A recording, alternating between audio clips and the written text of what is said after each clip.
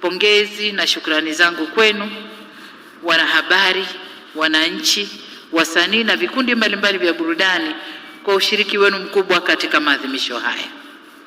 Kwa kuwa ninazungumza nanyi kwa mara ya kwanza tangu kufanyika kwa uchaguzi mkuu wa mwaka 2025, nitumie fursa hii kuwashukuru sana wafanyakazi wote wa Tanzania kwa kushiriki kikamilifu katika uchaguzi mkuu na kukipa ushindi mkubwa Chama cha Mapinduzi ambacho kimeniweka mimi kuendelea kuwa kiongozi wa nchi hii.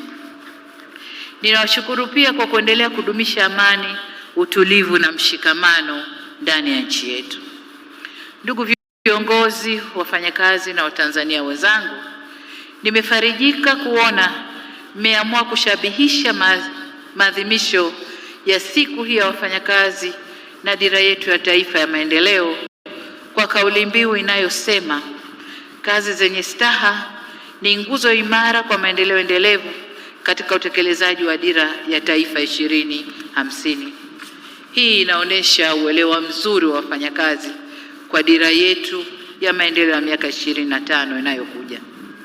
Kauli mbiu hii inaonyesha mwelekeo wetu sahihi tuliojiwekea katika dira yetu kama taifa katika kuyafikia malengo ya maendeleo kwa kutangaza heshima, utu na ustawi wa mfanyakazi.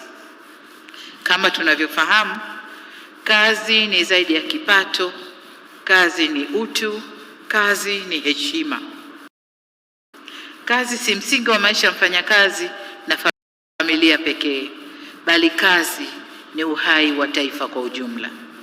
Ndio maana tunapozungumzia kazi zenye staha, tunazungumzia ajira yenye heshima, usalama, kipato cha haki na halali na mazingira yanayolinda utu wa mfanyakazi.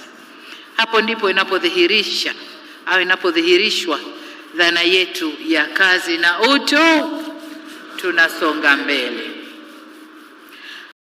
Kwa mujibu wa viwango vya shirika la kazi duniani ILO, na kwa kuzingatia lengo namba 8 la maendeleo endelevu, zile SDGs namba 8, linalohusu kazi zenye staha na ukuzaji uchumi, kazi yenye staha inajengwa katika nguzo kuu 4.